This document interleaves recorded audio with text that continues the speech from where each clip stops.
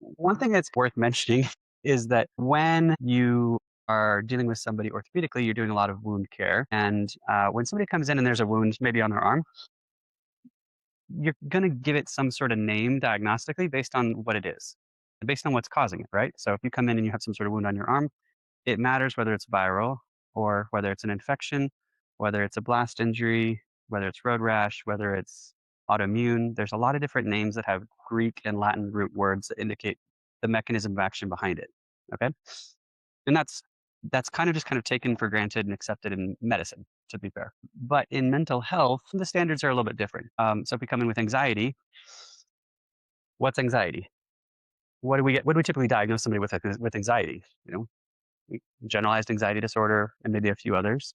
Those are descriptive adaptations of the medical model.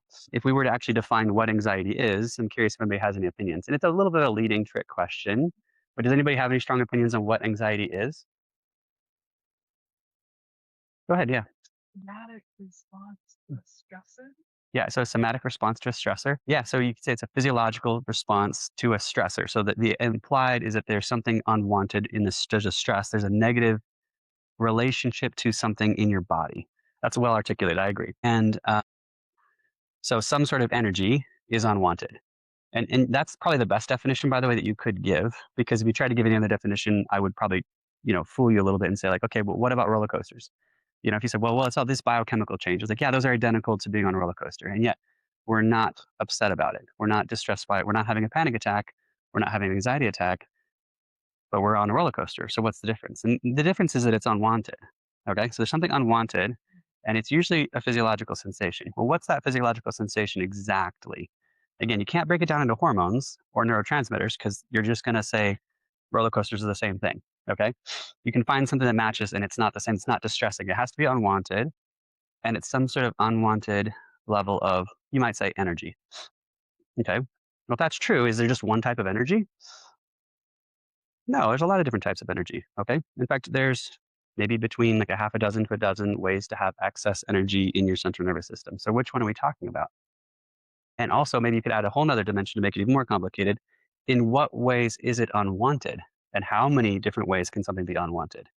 And there's an infinite amount of ways to have a negative relationship to a sensation, because it's the historical interpretation and the immediate contextual interpretation that makes you give it a label. So there's research by someone named Lisa Barrett. She wrote a book that's very technical, but still interesting if you like technical books, How Emotions Are Made. That book details essentially that emotions are essentially constructs and they're not shared between individuals. Like that we have this projection and this sort of maybe kind of implied experience that is shared, but really that's not actually what's happening. We do have some mirror neurons that copy each other, but they're not copying actual emotions. There's some projection when it comes to actual emotional experience, that your version of anxiety is constructed from your historical experience of a sensation in your body and the present context combined. So it's all three of those variables. And that isn't the same variables for somebody else who uses the same word. So we're not having the same experience at all. So then, how do we know what to do with this person? If they say, well, I have anxiety, what does that mean? Doesn't really mean a whole lot yet. It doesn't mean a lot yet. Okay. We got to do a little bit more investigation. Now, the cool thing about infralow neurofeedback, which is what we're here talking about, is that we get to go deep enough in the central nervous system that we get to have wide enough effects that we get away with a lot. Thank goodness. Which is like we get away with a lot. If you're into amplitude training, you'll realize you can miss the mark a lot because we're not aiming wide, we're aiming narrow.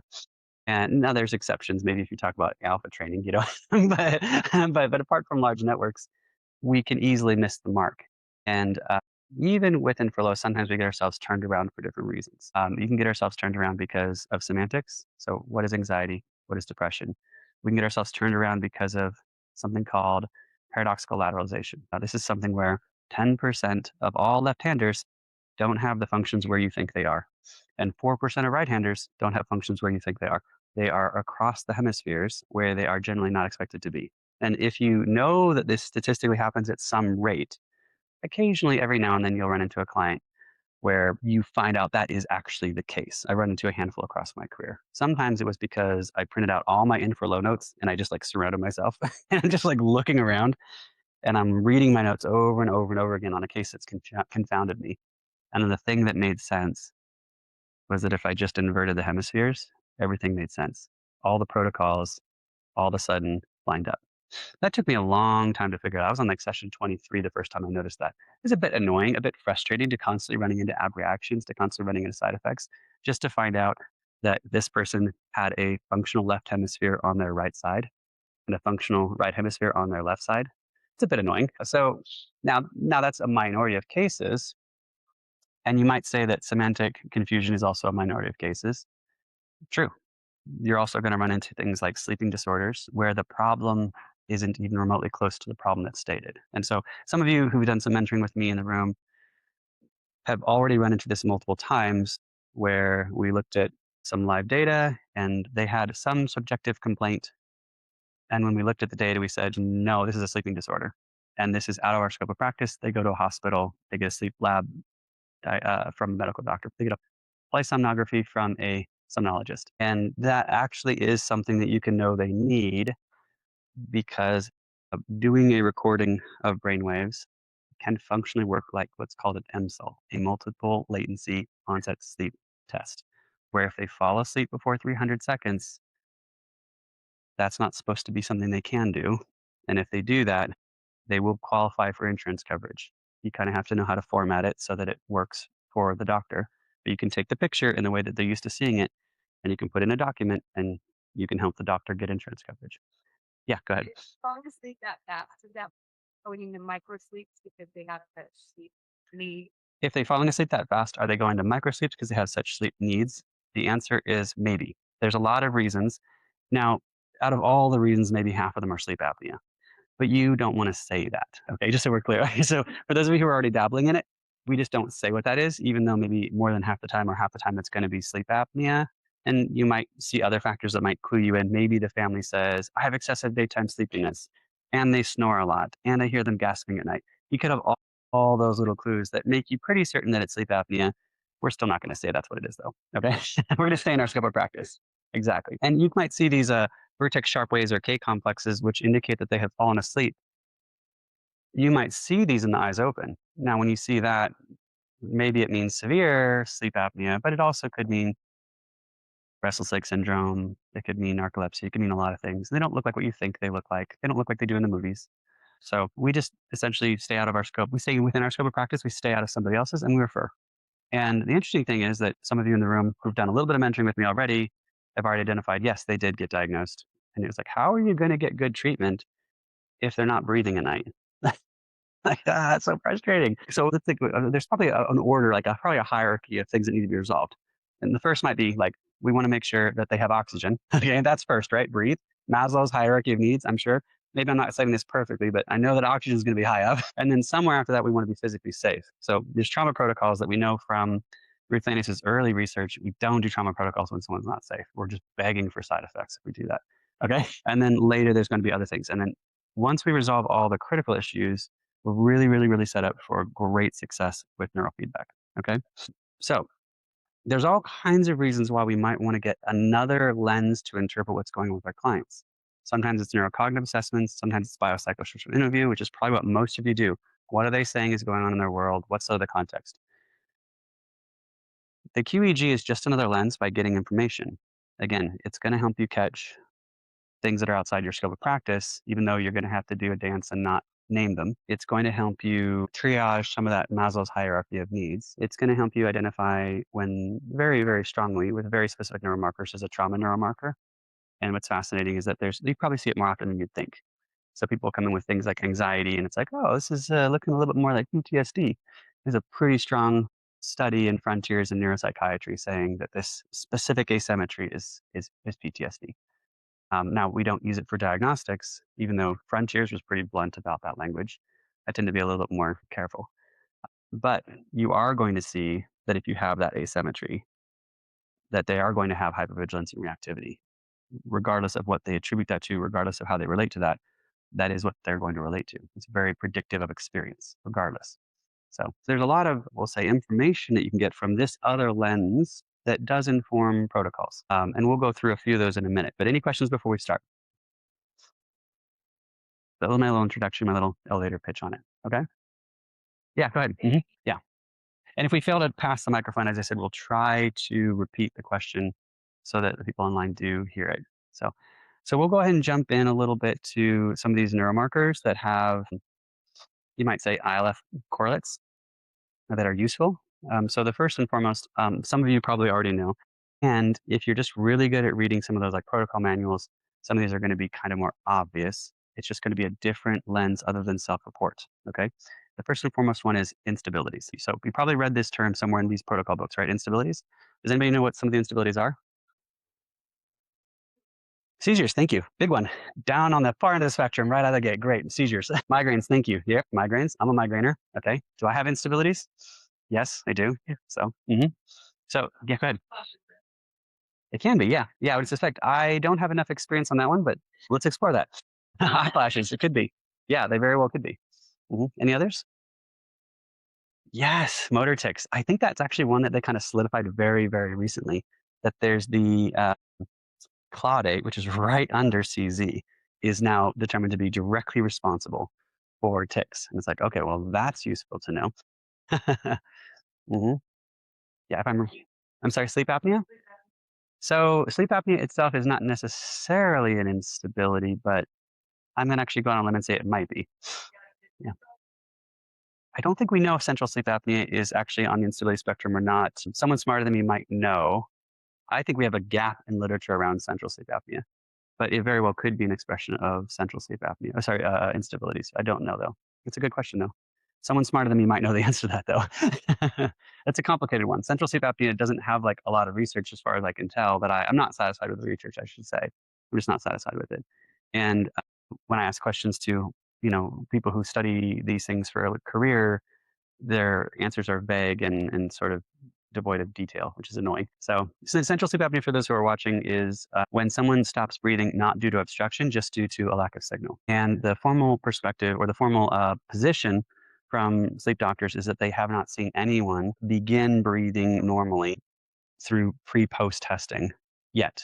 So it's not like, oh, we do this protocol and they start breathing again. You have anecdotal claims by individuals like Joy Lentz saying, yes, I've seen these protocols from neurofeedback resolve central sleep apnea, but nothing published and nothing formally accepted as, helping central sleep apnea, which is again non-obstructive. They just stop breathing.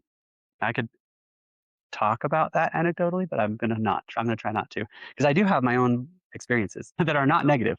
But I kind of try to stay away from anecdotal stuff. But I do have my opinion that there's hope there. Go ahead. Yeah. Yeah. Yeah. Yeah. There's a little bit of room for even evolving the field and debate, like what counts as an instability. So you said mood disorders, and the answer is yes, there's absolutely mood disorders within the instability spectrum. When we do large like surveys, they essentially found that 1/3 of the ADHD population had instabilities driving their attention deficits. Well, that's confounding. So it can just be ADHD, but it can be mood. And then there's the question of what counts as an instability, because there's room and debate by individuals like Rusty Turner, who's a famous neurologist, saying that some beta spindles are an expression of instabilities. And it's like, ooh, now we just opened the field a little bit. It's getting complicated. So unfortunately, but you'll get into that maybe. That's more advanced stuff. We'll talk about that later. So the problem is that the range of expression for instabilities is quite broad. So we identify it accurately when someone says, I have had migraines. You just know they have instabilities. If I look at their brainwaves, I'm going to see something called sharp, slow content that's out of phase between the left and right hemisphere. Okay, I'm just going to look for that. And if they said they get migraines, I'm always going to see that. Now, the problem, though, is that people who deny instabilities still sometimes have those. Okay, and so what do we know about ILF placements for instabilities? What generally? Yes, so Aaron's got it. We see intrahemispheric being the preference. What would you suspect would be the case if I'm doing a Q and I see instabilities and they're not reporting instabilities? It's pretty simple. They still prefer intrahemispheric. So it's like, oh, well, that's kind of a nice clue. So I can just I can know that I'm going to either end up there very quickly or I can just go ahead and start there. Does that make sense? Now, some people are already upset about what I just said, but try it and see what happens. And I think some of you who've done some mentoring under me have already realized how useful that correlate is. That if you've branched out or if you've brought case examples that have been tricky, I've been able to call out this client prefers intrahemispheric, don't they? And I don't know how many times I've had consults with individuals in this room who are like, yeah, how'd you know? It's because look at this lateral content. It's very predictive of what they're going to prefer. And that's just one correlate. There's a whole handful of them. So the first one, and maybe the most important and one of the fastest ones that you'll benefit from, is stable phenotypes versus unstable phenotypes. Because if you try to train single hemisphere on somebody that has instabilities and they have not had a profound amount of cross hemisphere training, you're going to get side effects. They're just not going to feel good. And it might be nice to know what that is quicker than later, or maybe you can just start cross hemisphere sometimes. Does that make sense? Or you can go back to your biopsychosocial interview and you can ask more questions longer. Like okay, have you never had a migraine? What about visual aura? Like, oh yeah, I get that. What do they don't know they get migraines because they don't have pain. Have we ever run into that? Yeah, absolutely. We all have. So it's like people don't know what a migraine is sometimes. You'll also have people that will say, oh, I just get headaches. And it's like you talk from like headaches that make you nauseous and throw up, headaches that make you slow down your speech. Headaches don't usually do that. So, it's sort of like you can slow down and know I need to focus more on this. Even if you're not comfortable letting it inform protocols, it can inform your interview process. Does that make sense? You can take as slow as you like. So we can move on from there, but if you have any questions about instabilities versus stable phenotypes, feel free to ask. It's a pretty simple one that has very high value. And again, individuals will only get so much accuracy in self-report, which is why I like having a toolbox for assessments as well as a toolbox for treatments. It's just one thing you can do. The next neurocorrelate that I really like is one that I find absolutely fascinating because I think ILF practitioners may have actually figured this out before the rest of the research community. And that is your frontal placements. When we do frontal placements in relationship to mood, what are our usual self-report indicators for like T4FP2 versus T3FP1? Do you remember like maybe the main mood correlates for those placements? Yeah, yeah. Mental calming, yeah. Emotional calming. You've even seen like if depression's more left, right? Just left hemisphere, and then like anger is more right hemisphere too. So there are some really brilliant researchers who found that the left and right hemisphere, when you measure activation neuromarkers, which are generally going to be alpha and beta, and it's usually alpha that you're going to be noticing most of the time, there's going to be a symmetry. Okay. And when you have an imbalance in symmetry, regardless of amplitude, but imbalance in symmetry, you have an imbalance in something called pursuit versus withdrawal. Okay. And it doesn't have to do with like where the baseline amplitude is, but where the relationship between the two are. So pursuit and withdrawal. And you can think about it that simply. Okay.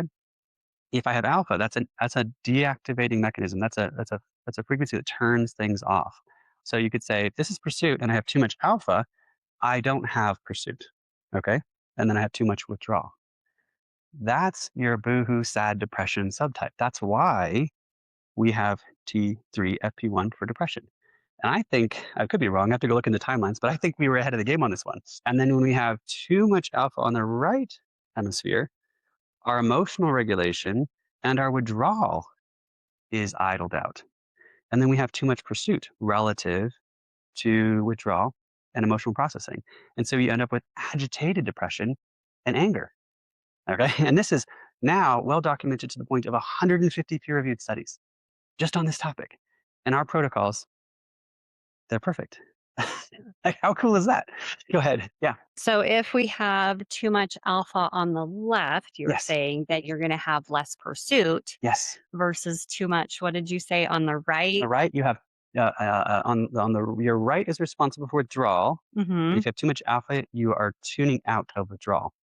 You're turning It's down your still withdrawal. too much alpha, Yeah. and then you have turning out of Now, withdrawal. beta is the opposite. Okay. Beta is excitatory, but we don't see that one as often. Just so we're clear, like the one you're going to see the most often is going to be an imbalance in alpha, but you can see an imbalance in beta, which is the opposite. Beta is excitatory. It says there's too much turned on. So if I have too much beta in my left hemisphere, my left frontal hemisphere specifically, then I'm actually going to get too much pursuit because it turns things on. It's activating. Okay. And you're looking at a relative balance. So it's like, yes, you can say there's too much in general, or there's too little in general, but this is about symmetry. Okay. Symmetry is where you get this imbalance in pursuit withdrawal dynamics. And that's where you'll get your depression. Okay. Any imbalance in symmetry at all is generally associated broadly with depression in many, many studies. But when we look at the frontal lobes, we see specific neurocorrelates. And this is not just like our field. This is all of neuroscience. Does anybody know anything about TMS? Where do they put the electrode? Where do they put the magnet? Left F3.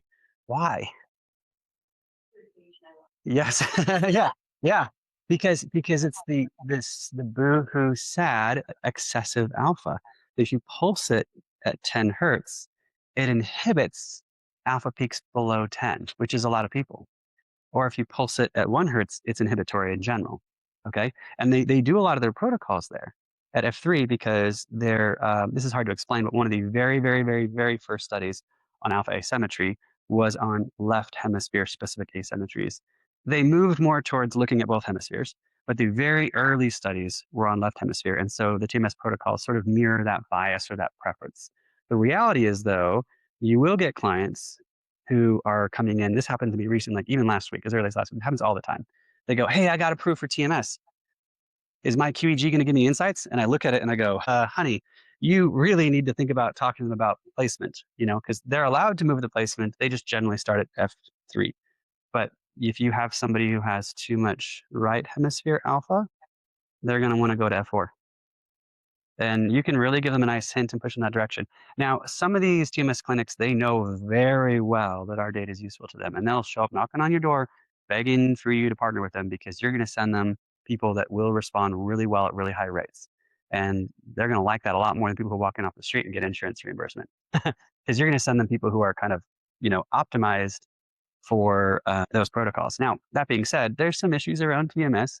It's not permanent. It's sort of like biofeedback. It's sort of like peripheral nervous system biofeedback. It has an extinction rate of about 5% your lifespan. So it wears off.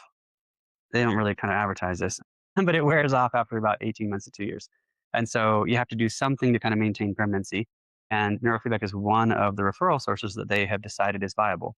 And so some of these clinics will send them to you after they've done the appropriate protocols, and you can be a part of helping them choose what those are. But you can also maintain the training uh, through ILF to say, like, no, we're going to activate this part of the brain and ensure that we are employing some regulations so that the extinction variable does not occur.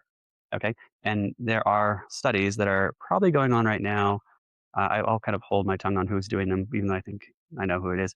And that there's some talk about studies being done with neurofeedback and TMS in tandem to ensure what we're achieving is permanency. We were trying to find a way to make this not last, only 18 months. That's another topic. But apart from TMS, it's interesting to know there's an integration. You can just use the ILF placements. Can just train appropriately. So we have this patient report. We also have these neuromarkers that tell us we have this relative imbalance in frontal lobe activation, and we can move the sensors over there to target those. So I'm going to actually use my notes here to make sure I'm not missing because I got a few to cover. But any questions about frontal asymmetries and pursuit and withdrawal? Yes. Mhm.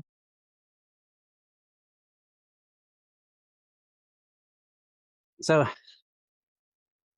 uh, yeah, I'm probably going to give you a cop out answer, and that is it's that cop out answer. It's like only if you have a neuroamp 2.5 and the X23 or the X32, which means that the B medic does in fact sell qEEG systems. So the answer is no, you do need a qEEG system, and B medic does sell them, and they do ILF.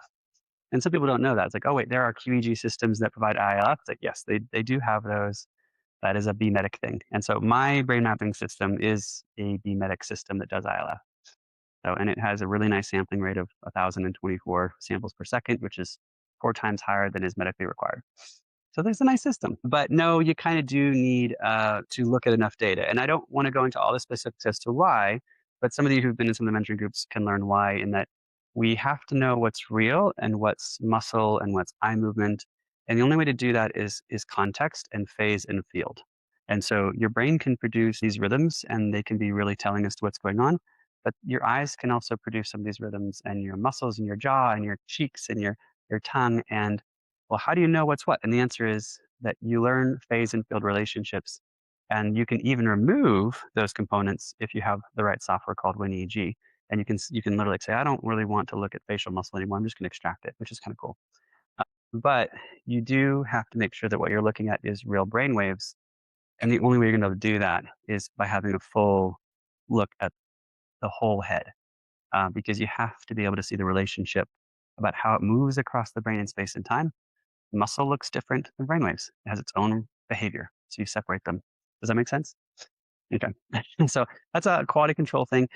This is something I didn't talk about, but when it comes to reading brain maps, I'm a purist. So I'm a purist, and I strongly believe in doing it the slow, hard way, reading the raw squiggly lines. I don't use any automation. I don't use any z-scores. I don't use any maps. I mean, I can generate maps for demonstrative purposes, but maps for me are not evaluative. Does that make sense? And I do when I teach people how to do this, I teach them how to read the squiggly lines, for better or worse. I'm trying to make that easier. But I just see, and this is like my opinion on ILF providers. You guys get great results with your systems.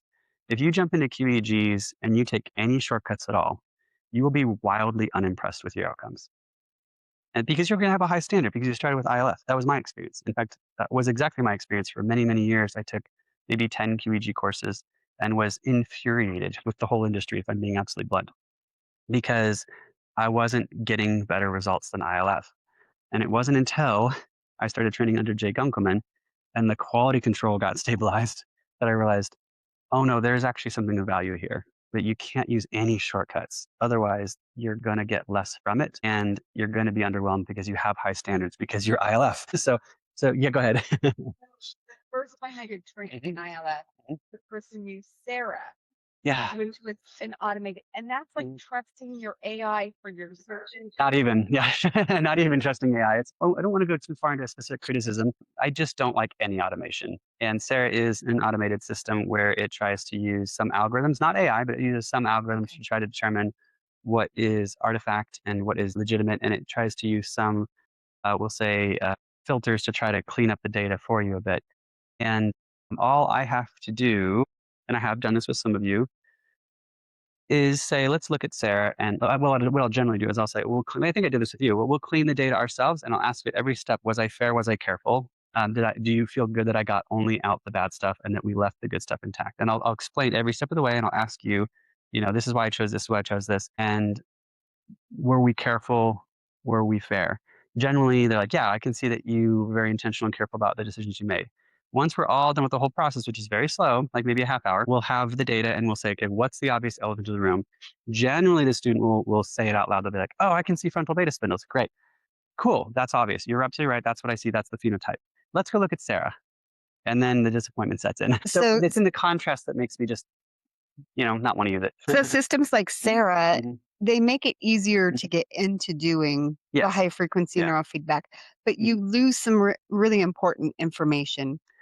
Yeah, well, and maybe that's fine for lots of people in the field, but I don't think that the ILF providers are going to tolerate it because you are used to having a certain level of outcome already. And if something doesn't enhance your practice, you're going to be upset and frustrated with it. And you're going to throw it away.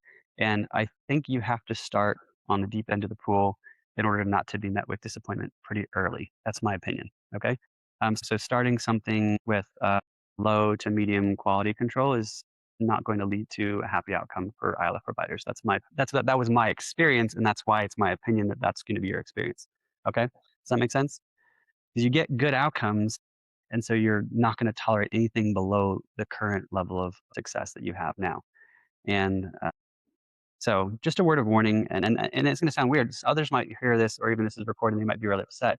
But the reality is that the people who might be upset by some of the things I have, this perspective is going to lead to more people getting into more modalities versus them picking it up and dropping it and having a horrible opinion on it from that point on, which will be the outcome if you don't start on the deep end of the pool. If you don't start with the idea that you got to do it right.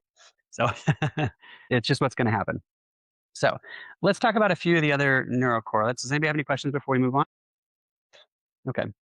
There are a handful there's about 11 primary, maybe 12 primary phenotypes. These are genetically derived and developmentally propagated findings in the brain. So they run in families. Some of them are inheritable like 92% of the time.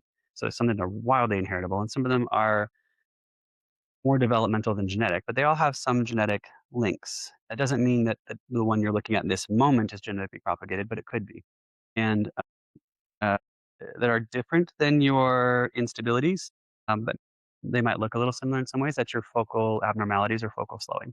So when you look at the brain, you might see that there's something kind of funny going on in some corner or some behavior. Being a migrainer, I have a little bit of mix of both because I have some vascular ischemia, which is just a type of migraine. It's a pounding migraine. But you can have things that are a little more acute, where there's just some focal slowing somewhere in the brain. Your stroke patients have these kinds of things, and it might just be as simple as a stroke patient. You don't necessarily know why they have it. You don't know if it's serious. In some cases, if it's bad enough, you might learn the tact of referring out to a neurologist. Sometimes we just partner with a local neurologist that works with neurofeedback providers like Rusty Turner. So there's all kinds of ways to get around those kind of ethically weird things where you want them to get an extra layer of evaluation because there's no story to match if you see something huge. But when we see focal slowing, regardless of the process of what do we do after that, our ILF placements are going to not be placing the sensors directly over the focal slowing. You are begging for side effects when you do that. And there's a reason why. And this is true about instabilities too, in some cases, if they're bad enough, but you don't want to excite the brain more than it can replace oxygen. So you don't want to burn more oxygen than the vascular system can provide. It's sort of metaphorically like sending someone with asthma on a jog. Believe it or not, sending somebody with asthma for exercise is a great thing to do as long as you don't overdo it. And that's exactly the same principle in this case. We have this sort of area of the brain that is likely hypoxic. We don't know why. We don't know the context. There's some vascular ischemia going on here. It could be something serious. It could be something innocuous. It could just be a head injury. Who knows? Okay, I've seen them in concussions and things like that. And there's a story to match. That's fine. Whatever. That's just what it is. But if we place the sensor directly over that, we're going to excite the nervous system and get those little neurons firing. And if the vascular system can't provide as much oxygen as being used, you actually can create a bit of a crisis and you'll get some pretty large side effects. You'll trigger a migraine, you'll trigger insomnia, you'll trigger a mood instability, you cause all kinds of problems. And the spectrum of what you could cause is as wide as you can imagine. And so you just don't want to do it. And also, I would also add that the changes in symptoms are also going to be quite rapid. So when you have a client when the treatment response is wildly inconsistent, probably that phenotype. So you want to be careful. The protocol is twofold. One, if you can get data on the client, you want to move the active sensor off and just make it adjacent to the focal slowing, not over it. And the second piece is you might reduce the training time, which is the one you're probably already doing. Does that make sense? So, any questions about that? Hmm. Yes. Hmm. Hmm. I don't want to ask here. Mhm. Still having a Yes. history. Gave her migraines every day. And Wow. she doesn't just like, well, I've heard that the X-ray gives you more oxygen. Okay. And the more oxygen she has in her brain, the more migraines she gets. Interesting. Oh, she has Mhm. more migraines, so that's Interesting. as right. And then she did not, oh, she has more in the blood brain. Mhm. So, I show you. Hmm. So it's been interesting to me, like, hey, for her, that being said, Mhm. she's getting more oxygen in the right place. Mhm. And I don't know if, like, her EEGs are very, very small. Yeah. I don't know if that. Well, it depends on the placement. So, like a small EEG, your infralow placements for instabilities are often going to be CZ, T3, T4, and a small EEG is totally acceptable. That's totally acceptable. You can have a small EEG at CZ, T3, and T4. It's totally okay to be small. Just means you're not getting a lot of temporal and central alpha. Great, we don't want that. And that's totally fine. And if you get instabilities, you'll get a lot of loud content coming from T3, T4, and you don't want that either. So I would say that this is not necessarily commonly known, but a very, very quiet T3, T4 placement is totally fine. That's okay. Yeah, yeah, absolutely. Yeah. They never suddenly. Yeah, yeah. Yep. Yep. There are some, individuals in different practices, slow cortical training like infralow. There's maybe 4 or 5 different camps out there. It goes back to like Neil Burbaumer researching it in the 70s, and that research is not well known, but he had efficacy for slow cortical training for ADHD and epilepsy back in like 1972 or something crazy early. And a lot of that research was just missed because it initially got redacted and then it got vindicated in the courts. And so we kind of got it from Europe late, and we didn't actually know it existed. It kind of like what? And there's a court case that kind of got it republished, and it was this very old study that just kind of showed up out of nowhere. We're like, what? Someone was doing this before everybody else? The debate of who started it was all wrong. So there's a lot of different versions. You've got this European group called Slow Cortical Potentials. You've got the infrafluxing wave group. you've got the infra-slow group, you've got the infra-low group. They're all doing these neocortical potential trainings, and some of them, if you are charismatic and you migrate a little bit more like me, I get a little flack for it. People get a little bit edgy and nervous when you bounce around to different groups, but I like to explore. Some of them do talk about these dynamics, and they do talk about how the wrong frequency can cause migraines. So this is sort of talked about a little more commonly. And, we're a little bit more likely to cause a migraine from being too high in frequency, maybe, but you can get it from being too low for sure. So there's a lot to talk about there. Mhm. Yeah, go ahead. Mhm. So visually, will you show when you say adjacent, Mhm. what that means, where you place on the Mhm. head? Mhm.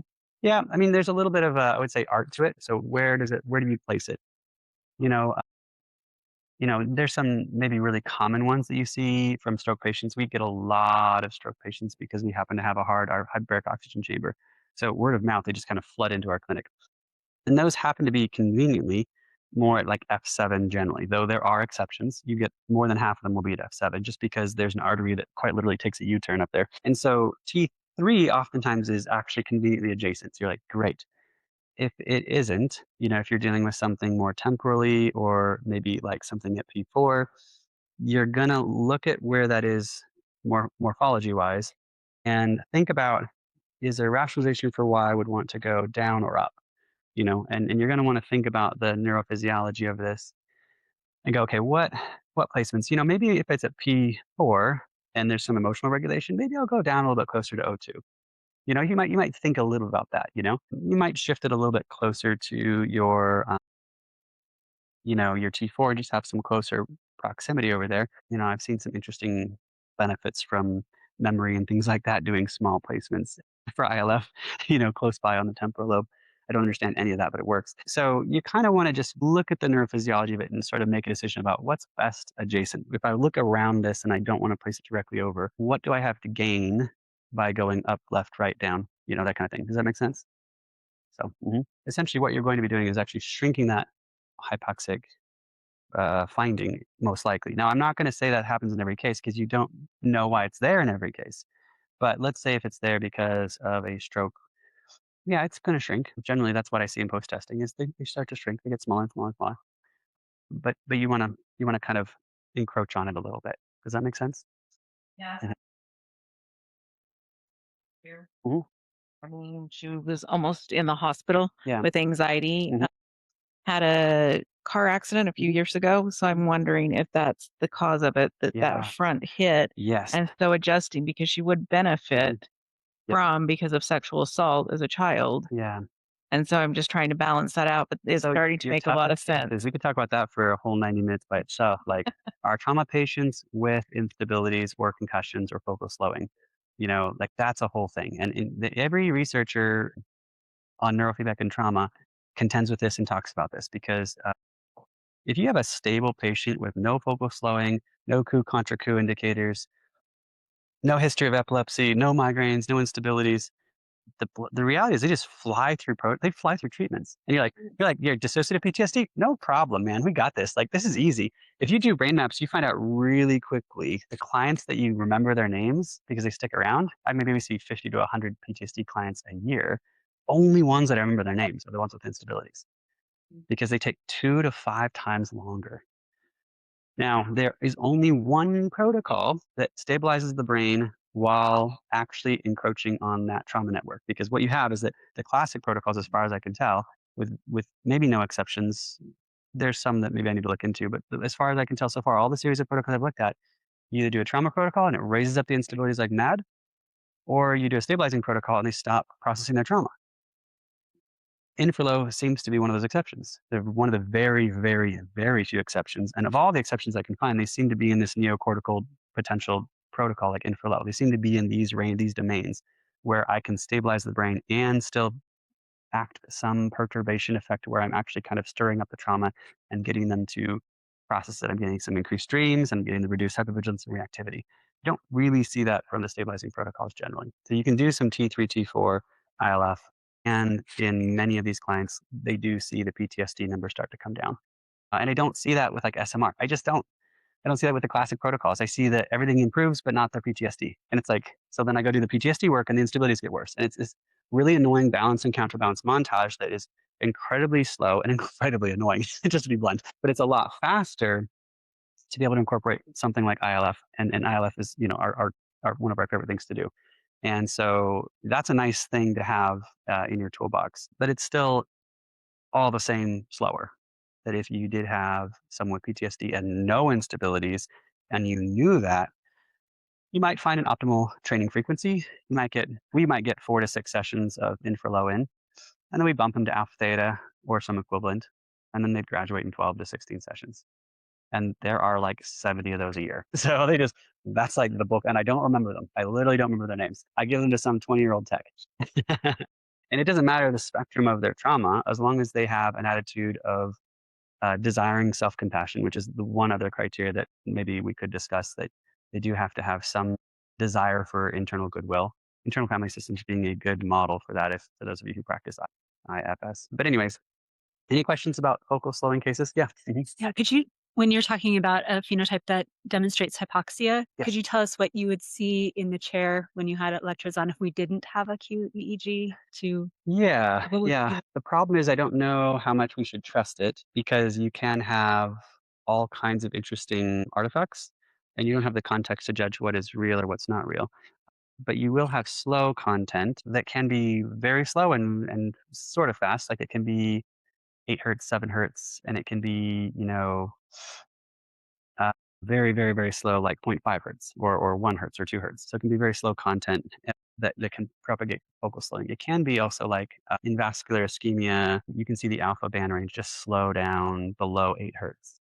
And so you can sometimes watch that. Sometimes you'll do like a snippets tool and you'll grab it and you'll count and be like, oh yeah, that's a 7 hertz alpha, spindle. And it's like, oh, that's not good.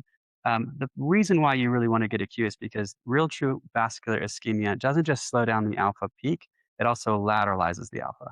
And so those two together, that makes you really sure of what you're seeing.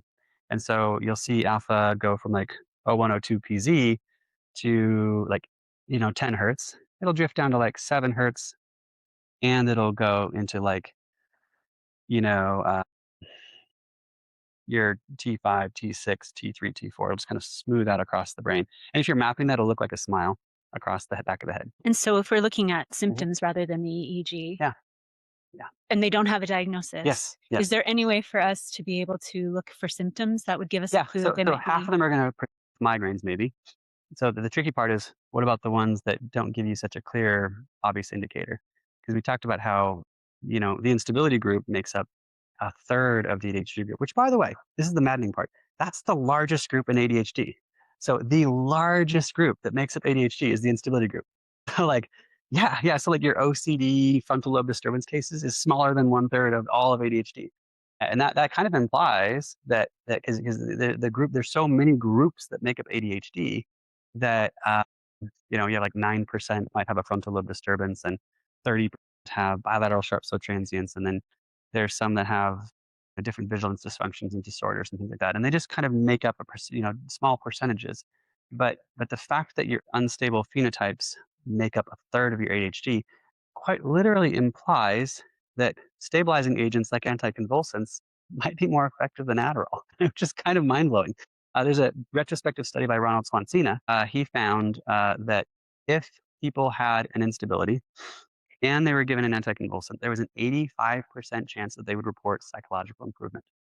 So have you ever seen 85% success with any medication from any indicator in any mental health study ever? I don't think I have. Like, it's a very, very, very strong predictor of medication efficacy. And it's 1/3 of the ADHD group, which is the largest group in ADHD. That's maddening. So I don't know what to do with that. But that's Ronald Swansina. Yeah.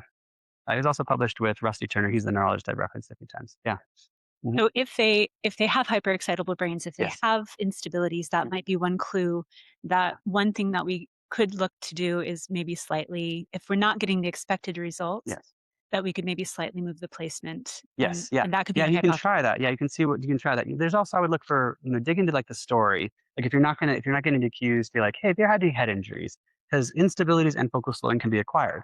So they might report, oh, I had this really, really, really bad concussion and lost consciousness. It's like, okay, where did you get hit exactly? And if the problem with concussions, and this is tricky, is the proteins and endorphins that your brain releases at the moment of the concussion prevent you from having a flashbulb memory. And so it's not that they don't remember getting a concussion, it's that they don't have a very strong, significant memory of having a concussion, and they never will. Okay. This is a problem because you have to ask people 8 or 9 times in different ways if they had a concussion to be sure of their answer because they're going to say no willy nilly. They just will. And again, it has to do with the proteins and endorphins that are released. It absolutely prevents a flashbulb memory. You can't have a flashbulb memory on a concussion. That's a problem. Okay. You can have a flashbulb memory on a lot of things, but not a concussion. And so they're not going to have a snap answer of yes. They're just not going to. And the military knows this. So we have ridiculous assessments to try to determine if people have concussions because we just know they're not going to say yes. And so you have to know that going into this, where people are going to disavow a concussion, and that's not strong evidence that they haven't had one. Okay.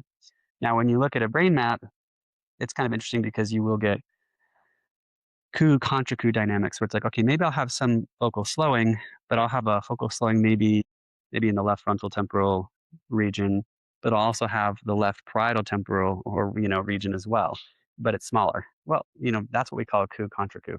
Now, you can't say that that's the concussion, but you can ask and go, hey, I've got this funny little finding over here and a funny little finding that's smaller on the other side. Did you ever hit your head? And was it at this angle? And they'll be like, yes, now I remember. Yeah, that was a skiing accident. I forgot to report that. That happens all the time. So, and that's quite comedic. I actually went to a high school a little while ago and just mapped the teacher, and she had a concussion, and it was kind of an odd placement. So I was just like, kind of like, I don't understand how someone gets hit here. And she was like, oh, a ladder fell on my head. And I was like, oh, okay. And the teacher, the students were absolutely enthralled. They loved it. So that's stuff pretty weird and pretty interesting, but it can be useful. It's just another lens. Yeah, go ahead. Where we going? It's a fair question. We Mhm. can go into Okay. I just think it would be really helpful if we went over the low voltage fast Oh gosh, yeah, because we of gotta talk the, about this. Yeah. I just want to make sure we do that one. Well, we should quickly cover the other neurocorrelates because we can talk about this for a while. We covered the alpha asymmetries, right temporoparietal alpha excess findings. So there's the difference between. We won't go over that one too much. We could skip that one. But there's again there's about a dozen phenotypes, and many of them, maybe half of them, are ILF's great, and then a few of them are like this protocol, this placement might be a better change, or you might want to be careful about length of time, like the focal slowing, or you might want to be careful about location, and that's kind of cool. A lot of the phenotypes are more just business as usual. Okay. What Serenity was asking about was what about phenotypes where it actually, and this is the controversial point. I don't like being controversial, but are there any phenotypes where infralow just doesn't shine? And it's a fair question. It is my favorite tool in the toolbox. But when the rubber meets the road, there's 7 or 8 clinics in my area that sometimes refer to me, and a lot of them are ILF. And they go, I don't have a client we've been trying a long time and we're not getting response. And they send me these cases, and I'll do a brain map. Would you be surprised that there's a very, very, very common theme in the non-responders? So again, I want to be careful because I don't want to be too controversial. I want to be very clear. ILF is my favorite tool. Okay. There is a subcategory which is not crazy common. It might make up something like 12% of the people that I map. And they are the ones with genuine, not overexcitable symptoms, but generally overexcitable frequencies. It's very, very specific. It's not specific to report, it's specific to mechanism. Okay.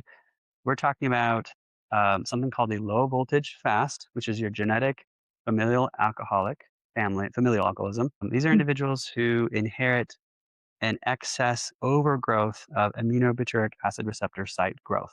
So they're overgrowing the GABA receptor sites, and the natural GABA production cannot satisfy these neurotransmitters that turn things down in the brain. And so the brain ramps up in excitability. It is very hard not to notice in the brain waves because they can almost totally lose their alpha power and they end up with a ton of fast content.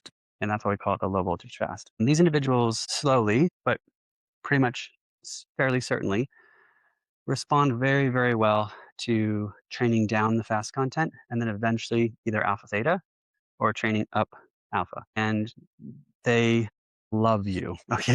Uh, they absolutely love you because they'll break a sweat when they finally produce alpha. I've seen it a number of times. I've actually had a few employees who are shouting me, watch it happen in real time. They'll just sweat when they finally start producing alpha. And they'll say, I don't need to drink because this is the feeling I'm going for. Okay, so what actually physically happens with this particular phenotype is that if you give them 4 drinks of alcohol, alcohol mimics GABA. And then they have this relative balance between the overgrowth of receptor sites and this mimicking GABA agent, and all the fast content attenuates and they start developing regular alpha. What that means is that when they're drunk, they look normal. Okay. So when we make them look normal when they're sober, they say, I don't need a drink because I want this feeling. We're talking about people who are just chasing something that is really sadly reasonable, but we don't know how to give it to them any other way. Does that make sense? And so giving them a really, really targeted entrainment that pushes their brain in a very narrow way towards what they need might be the best way of approaching these specific individuals. It's not that adding a little ILF couldn't be useful at different times, but ILF is probably by mechanism a perturbation mechanism that is excitatory in nature, that it might be a little bit activating, and it's a perturbation. It stirs the nervous system up and gets it unstuck.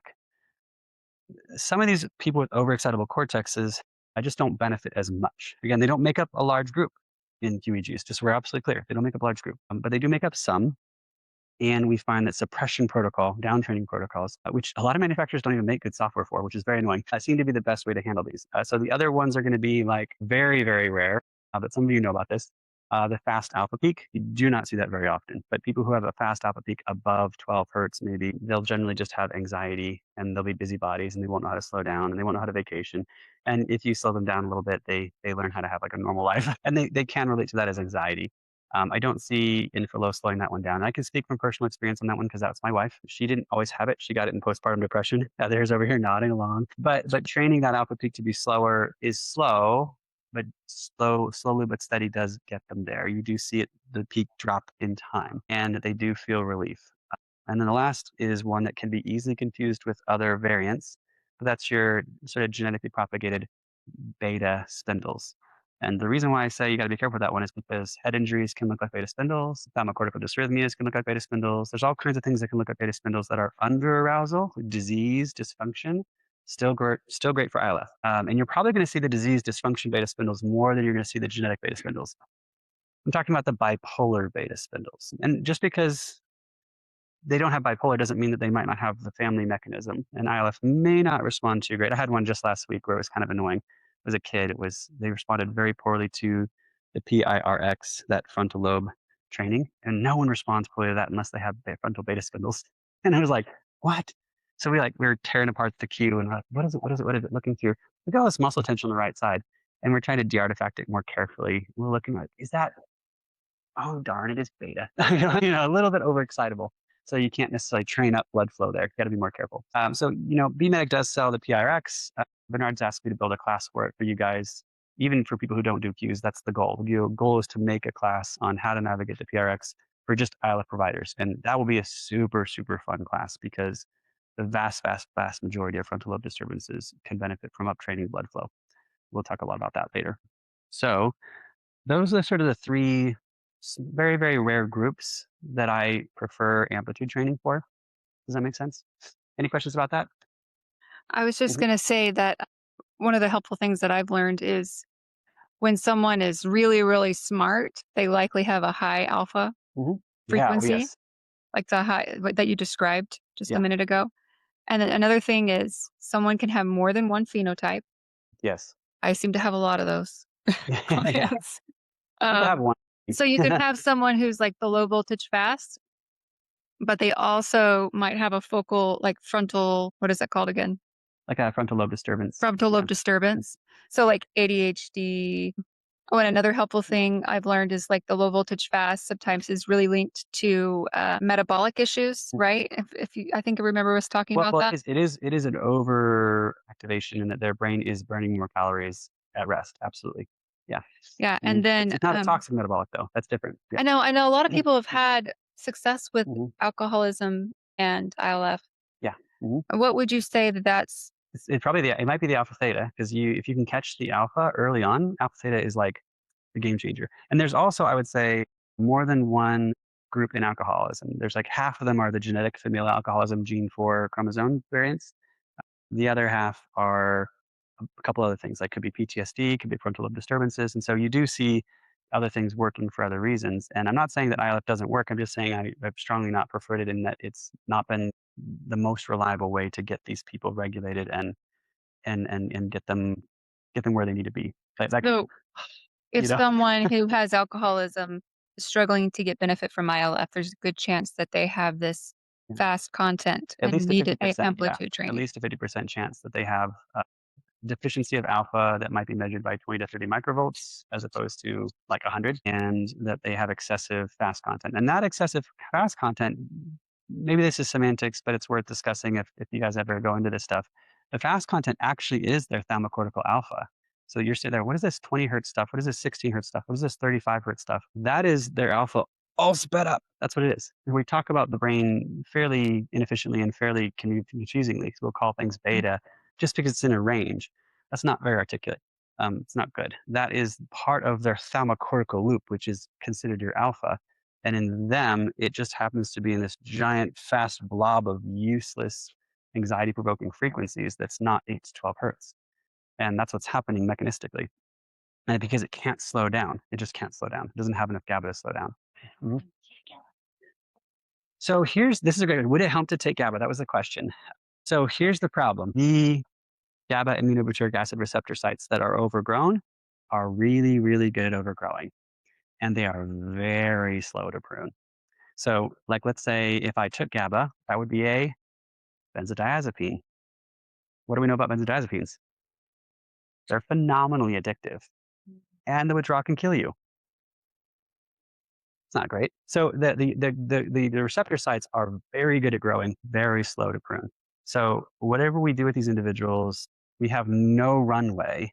Unless they're on hospice, we've got no runway. We don't have enough traction here. So we have to find a natural solution to regulate this overgrowth and we have to figure out how to downregulate this overgrowth naturally. Does that make sense?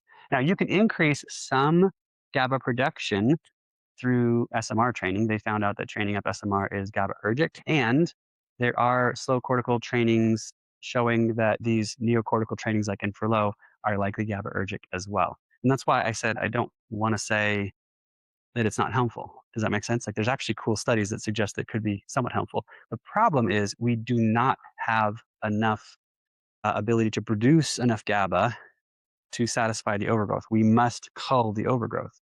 And that's inhibitory training. We have to train down the excessive fast content to cull and to prune the overgrowth. Does that make sense?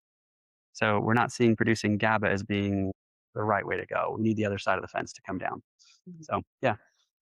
So you refer often if you see those phenotypes. And I'm curious, or you would have ILF providers. You probably could do it. Now that BMedic has released the frequency band with Signet, are we going to is that something? Because it's a different mechanism. Aaron has trained us, and I just attended a European training. It's operant conditioning, but it's a little bit different than training alpha up and all of that, or alpha down, right? Do you think our Signet software, once we have the tools and the understanding of that high frequency range, we could also address those cases? Yes. So I don't know. Aaron was actually informing me that Signet has some ability to do some amplitude. It's not doing amplitude. Okay. It's not. Okay. Differential. Okay.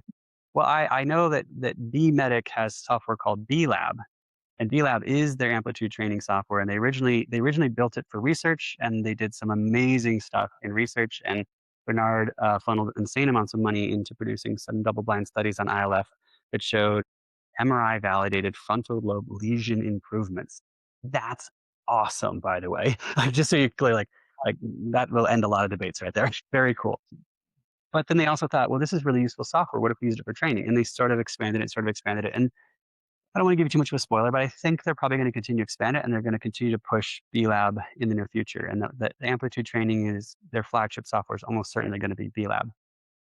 And having used it for a couple of years myself, I find it to be profoundly better than everything else on the market. So if you end up going towards amplitude training, I really like BLab. I think it's a very good piece of software, and you do get to use all the gains that you used on Signet. They automatically cross over, which is also really critical. But it gives you a lot of control, and it's very stable. And that's kind of all I want. Is I want a very, very stable system that I have a lot of control over. That's aesthetic. And then also I would like to see some gains. We've done a number of different things with it, and feel very, very, very confident that we are getting a learning curve with the amplitude training on it. And I wouldn't say I feel as confident on every system I've used. I won't get specific, but I could name systems and say, this system seems bad at alpha training. This system seems bad at SMR. This system seems bad at high beta. And I don't know why. They have their own personalities. But B-Lab just seems a little bit more stable and consistent and reliable. So jury's still out probably on the differential training and signet in the frequency band. We'll find out more, I guess. Yeah. I don't know if they're moving towards that or not. From my discussion have with it. them is that they are wanting to move more towards B-Lab. That's the impression I get in discussion with them. We do have it. Okay, now. cool. That's Yeah, awesome. so we'll- I was just going to ask, can you explain more what you mean by the differential training? How Yeah. that's different from B-Lab? No, it doesn't have to be. B-Lab lets you choose, but differential training is meaning that both your one channel and your reference usually are on the head. That's what differential training classically means. I don't know if it's what was intended in that reference. Some people will use the term bipolar training. Technically, that's used colloquially in all of neuroscience, even outside of neurofeedback, and it's technically wrong, which is a bit annoying. But differential is that I am going to train maybe the difference between two locations. And you can do that with one channel, or you can do that with two channel, but you have to set it up intentionally to do that. So it could be, I believe that ILF is inherently differential, and also amplitude training is generally, when done two channel, inherently differential. Even if you're using two channels, or even if you're using one channels, we would like to train the difference between two locations, generally. There are some exceptions, but that's more often than not what we do. So even if you have two channels and you're referencing the ears and you're pulling raw data in, software-wise, you're going to orient the software to train the difference between two locations, even if you're pulling raw data. That's a lot over some people's heads. I'm sorry. Yeah. Does that answer your question? Yeah. Okay. Yeah. Go ahead. Define amplitude training. Mhm. We have that defined. Yeah. Some people are just not in that world at all. The original amplitude training, maybe was Joe Kamiya doing alpha training, but no one really bought into that. No one really thought it was interesting. Then there was Barry Sternman in UCLA Davis. He took a bunch of cats and he wanted to associate brain behavior to cat behavior. So he had these light bulbs that would reflect whether or not they were producing low beta, like 12 to 20 hertz or something. And then he would monitor the cats and subject them to different stimulus. And he thought that was kind of interesting and fun. And he could kind of generally find that if he got the cats into a prowling state where they're like hunting, they were producing large amounts of low beta and the light bulbs would be on all the time. And if you took like a mouse away, the light bulbs would take like 2 or 3 minutes to turn off. And he could take all these cats and all these glass boxes and he could release mice into the warehouse and they'd run through and then leave. And all the lights in the warehouse would be on for like 3 or 4 minutes. And then as the mice were gone for several minutes, the light bulb would slowly start turning off. And there was kind of all these neat experiments. So he published, in the 60s or so, the late 60s, he published how the beta wave is relative to alert readiness. It was a frequency association study. 6 years later, 1964, NASA reaches out and says, hey, we've got this problem with the international, the space shuttle. There's people breathing what they think is monomethylhydrazine rocket fuel, and they think that there's these facial tics and oversalivation, mild hallucinations, mild delusions. Some are recorded, but kind of sort of covertly kind of buried a little bit, like Armstrong looking down on Australia and going, I can see someone walking down there. Yeah, you know the story. And obviously that's a delusional and hallucination state because he can't possibly think he can actually see someone, and he shouldn't be seeing someone. So it's hallucinations and delusions. The facial tics and oversalivation include some people into, hey, this looks like what happens to janitors when they try to clean up rocket fuel with a mop. And then some of them fell down and had epilepsy. It's like, well, that's not good. So let's figure this out quickly. So we're gonna get a whole bunch of cats and we're gonna subject them to rocket fuel and we're gonna see if they develop some of the same traits. And we're gonna watch if their brain gets unstable. So they reach out to UCLA Davis, Barry Sturman, and they go, Barry, I need you to donate cats that have never been studied. And Barry really, really wanted to be listed as a contributor on a NASA study. So Barry donated 10 cats and said that they had never been studied. That's what he chose to do. So NASA takes 50 cats, 10 of them being Barry's, injects them with 10 cc's of monomethylhydrazine rocket fuel. 40 develop instabilities, sharp slow transients, paroxysms, facial tics, oversalivation. They kind of validate this is likely what's going on. They decide we're going to raise the dose while we look for a leak in the space shuttle and just see what the digression will look like so that we can try to predict when the astronauts need to suit up and just come home. Like when is mission failure? They have to dose 20 milliliters, 30, 40, 50, 150 total exposure. 40 cats dead or dying of grand mal seizures. 10 cats below the 10 milliliter exposure. They're not having as many sharp transients. They're not having as many facial tics. They're not having as much salivation as the initial 10 milliliter dose. It's weird. So we got these weird cats. It's like a complete bell curve that's coming to a close and then the start of a smaller bell curve. It's like, so even if you just have two peaks, you have two groups. You got to figure out why. So NASA set out to figure out, why do we have two groups? And it took them just a very short period of time to realize that these were all Barry's cats. So they go knocking on Barry's door going, what's wrong with these cats, Barry? They're not normal. And sort of under duress, Barry admits, yeah, I mean, I used them for an observational study, but that can't possibly have done anything. And NASA held the belief, no, you ruined our study. And Barry was kind of upset by this defamatory accusation. So they negotiated over, NASA would give him some of the monomethylhydrazine rocket fuel. He would reproduce the conditions and demonstrate that it was not his fault. 7 cohorts of cats later, Barry accepts it's his fault. But there's something really interesting here. Why would reflecting your own low beta back to you make you extremely good at surviving rocket fuel exposure? Now we know the answer to that, by the way. That same protocol has an efficacy of 4 out of 5 for focal epilepsy today. Still to this day, it's acknowledged by the AMA, it's acknowledged by the American Pediatric Association, it's acknowledged by the National Institute of Health. Okay, so this is like a thing, it's done. Okay, you can argue over it, but the government agrees with us. Okay, we sued them to make it happen, so we know it works. So I gotta get back on track. Sorry. So Barry's got these cats. He finds that he has the same outcome when he reproduces the study, even in different ways. He gets the same outcome. We now know that your sensory motor rhythm keeps the brain stable while you're awake, so it prevents you from having seizures. Okay. We also know that when you're sleeping, the same neuron clusters behave as your sleep spindles. Your sleep spindles engage your microglial, which are your janitorial cells that move toxins down the spinal cord. Okay. There's also other functions of the beta spindles will enact microglial transitions. So it'll transition pro-inflammatory cells into anti-inflammatory cells. The larger your beta spindles, the greater activation of these microglial. And so you're just seeing a brain that's a lot more flexible, a lot quicker to reduce inflammation, and a lot quicker to dump toxins down the spinal cord.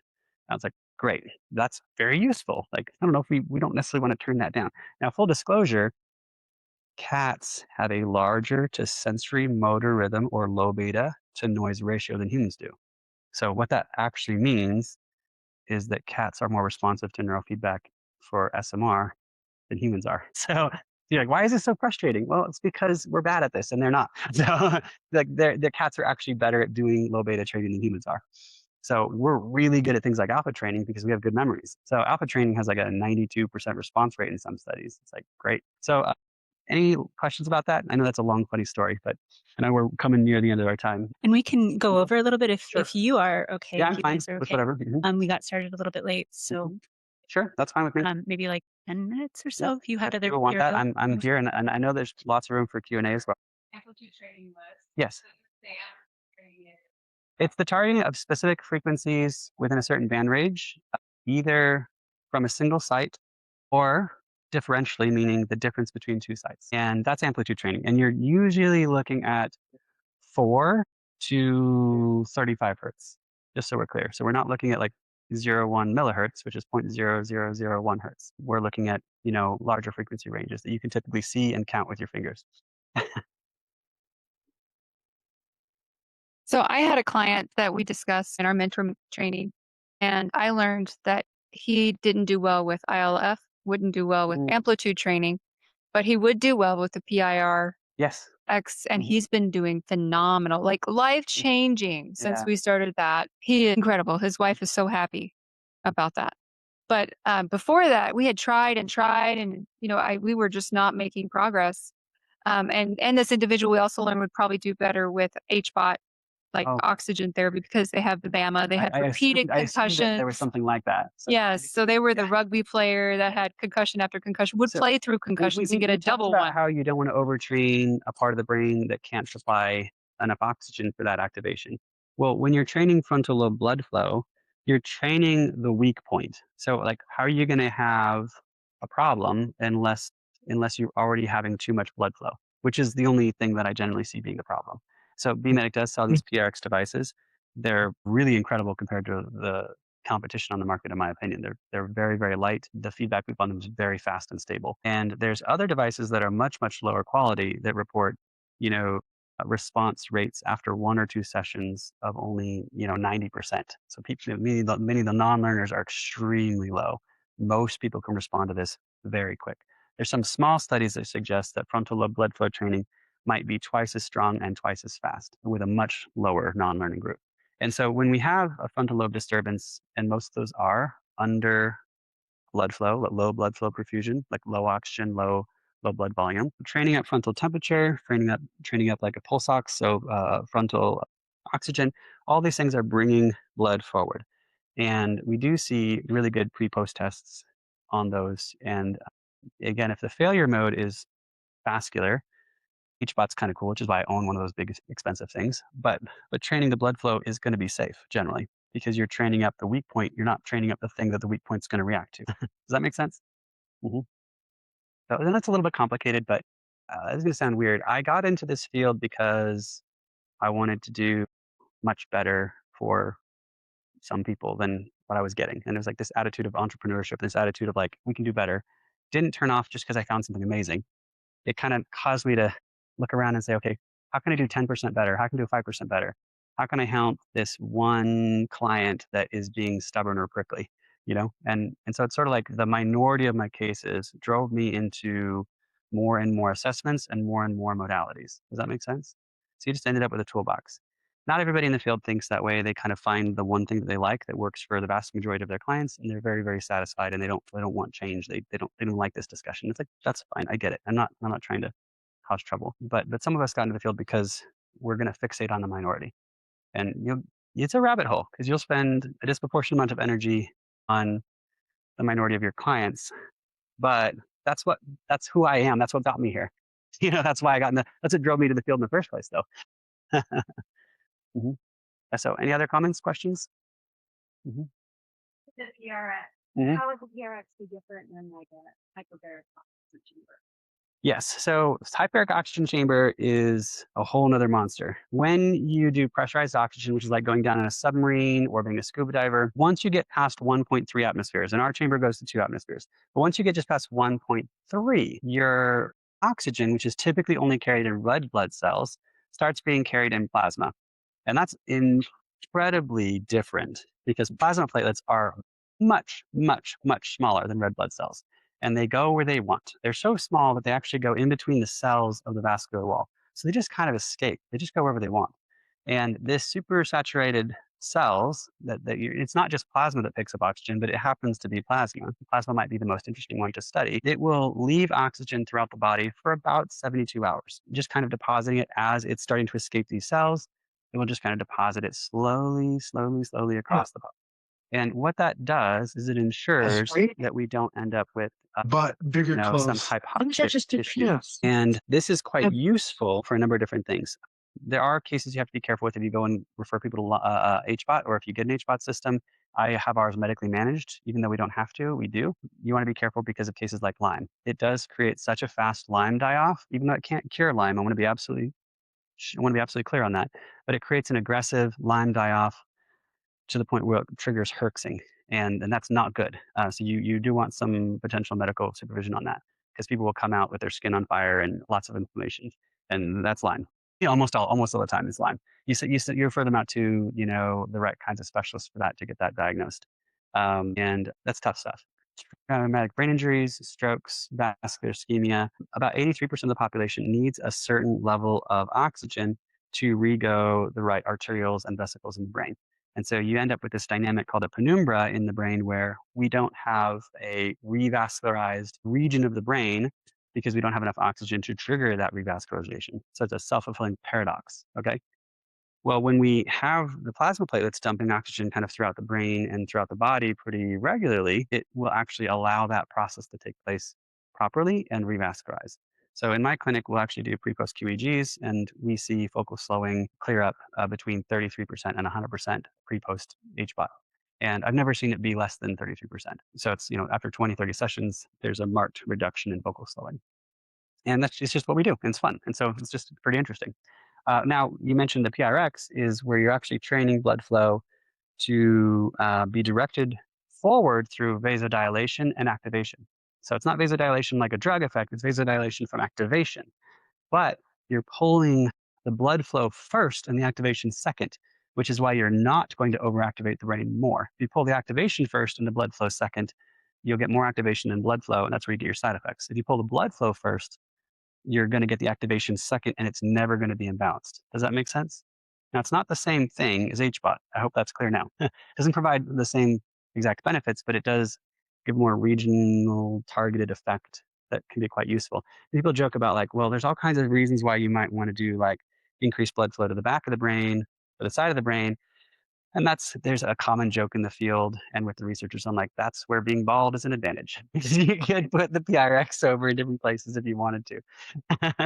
There's literally nothing that would stop you to do that, except that there's hair there generally. So, yeah. Just a couple of quick questions. One, I'm curious about photobiomodulation. Yeah. That also, and how you see that pairing with neurofeedback. Yeah. So photobiomodulation again is a STEM therapy, and I'm friends with Dave Siever, who runs Mind Alive. You know, I think his stuff is on the International Space Station. They use that for like the circadian rhythm development. So they'll do like STEM therapy to wake their brain up and develop like a morning rhythm, and then they'll use it at night to try to create a night rhythm. They're trying to create some sort of circadian balance through STEM because they circle the globe 19 times per day. That's not very good for a sleep cycle. A little disorienting. But you'll have people that come in all the time for different reasons. And there's all kinds of different mechanisms that STEM therapy can be useful for. Like if you have an alpha peak that's 9, a 10 hertz STEM could attenuate that, or it could speed it up depending on the context. And I had someone that I looked at just the other day. They had something called fusiform alpha. It's where their alpha was out of sync and phase locked. So they looked like they had 20 hertz alpha, but the reality was that they had different generators. You have different generators in your brain, and they're supposed to, like a string quartet, they're supposed to play together. Well, these string quartets were like eternally locked in a bad relationship. And if you do a 10 hertz pulse, it's like a metronome for the brain, and they'll get synced up. And this person might feel very bright, and they might have better memory, and they might have all kinds of benefits from that. The problem is tomorrow it's going to be gone. So what do? Well, we sync them up, and then we do neurofeedback. Okay, so we're going to do some sort of neurofeedback, probably on the back of the head, to try to teach the brain to maintain these gains. So we're going to stim it to push it. It's literally a push. But anything the brain's pushed towards, it doesn't necessarily know how it got there. It doesn't appreciate how it got there, and it doesn't stay there generally. There are a few exceptions, but as a general rule, STEM therapies have either a very fast extinction rate of like 24 hours or 18 months or something like that. And it's 5% of your half-life. It's like a biofeedback effect like TMS or actual biofeedback. You have like an 18-month extinction rate. But I believe audiovisual entrainment is a 24-hour extinction rate. So the next day you have to do it again to get benefits. Does that make sense? So, Mhm. Yeah, like Mhm. the neuronic helmets, for example. Like Oh, that's different. So that's different. So the via light infrared, that's actually more of a vasodilator, and you're actually trying to increase circulation, which ultimately becomes permanent. Because if you can increase the circulation above sort of a threshold that's not well understood, the area will revascularize. You can trigger a reduction in inflammation. You can trigger a reduction in inflammation through either infrared, 810 nms, or through 40 hertz pulse. There's all kinds of ways to do it with these via light. That science is really legit. It's just really bizarre. And that's not the same thing as audiovisual entrainment. That's its own thing. So If you were to give me like a Mhm. quick, this is the difference between what HBOT, Mhm. photo V light, something like V light or neuronic helmet, and PRX does, I would say, I'm guessing like HBOT can Mhm. grow vasculature, yes. and then V light maybe. So via light is going to be a vasodilator through the red light stimulation and possibly through the 40 hertz pulse, which some of them do that, and that can lead to the revascularization. Yes. So possible revascularization and also opens up the vessels so more blood flow can come. Yeah. And then PIRX opens up the vessels so more blood flow can come, or Yes. encourages the Yeah. blood flow, and then it opens. Well, it does. It does. Yeah. It's you're in training. And by the way, if you get a VRX from BMedic, you can put this thing on your head, turn off the screen, turn off the sound, push play, and just do paperwork for like a half hour. And you'll see that your temperature goes up like a half a degree. But then you do entrainment, and you'll go up like 3 degrees in a half hour. And you're like, so like that's entrainment. So you're actually able to see very obviously like what's just naturally the headset warming up because it's near your head versus what's actually an entrainment effect. And clients of mine who've done this for 20, 30 sessions, they'll move 4.5 degrees in 20, 30 minutes. They get really good at it. It's like pretty obvious there's an entrainment effect going on there. Mhm. Yeah. we probably should wrap Sure. up if that's okay. But Nice. I think we could Mhm. probably continue this conversation for such a long time. If we wanted to learn more from you, if we Yeah. wanted to find out about your courses, Sure. Yeah. what next steps could we take? So I'm building out courses at qEEGcourses.com, and the backbone of that is going to be mentoring. The goal is to try to figure out how to take competency from like a 5-year scale to like an 18-month scale. I don't know if we're going to be successful, but we're going to try by making courses the way I wish I had them when I was starting off, and then by making cheap, group mentoring. So that's what we're trying. And some of you guys are already in those groups, which is why I was invited here, which is so kind of you. And it sounds like you're appreciating them. And we'll see if we can be successful in building the curriculum that you guys need to expedite this learning curve so that it becomes scalable. That's what we need. It needs to be scalable, and it also needs to be done correct. Otherwise, ILF practitioners will not accept it. Is it any compromise at all, and we'll lose quality. And it has to be done right. Otherwise, you guys will sniff out that it's not worth it. So we could Mhm. go to your website and look Yep. for that Yeah. mentoring opportunity. Yeah, you'll find or- at qEEGcourses.com that you can find my email there. You can just email me directly and chat with me. If the courses are to your liking, you can take those as well. Some people want to jump in and do the mentoring first and do the classes later. There's no expiration on the classes though. It's not like a yearly subscription. You just own them. But I do understand that people need to learn things in different orders, and that's by personality. So whatever your learning style is, the goal is to have like a book, a workbook, 40-hour classes, mentoring, and maybe even other pieces that people can kind of take all these different educational modalities and put them in the order that works for them. Does that make sense? And I think if we can give them enough routes of learning and then make mentoring the backbone of that, that maybe we can scale it to 18 months instead of 5 years. So that's the goal. Amazing. Mhm. Well, thank you so much, Maybe we can. Yeah. Thank you so much. And we have lots more food back there, so please help yourself if you want to extend your brunch. Thank you again to Serenity and Maret. I guess you were both. We were talking about it at our last consortium meeting. Thank you again for flying out and talking with us. And thanks for everyone that joined us online. And we'll see you later. Yeah, thank you.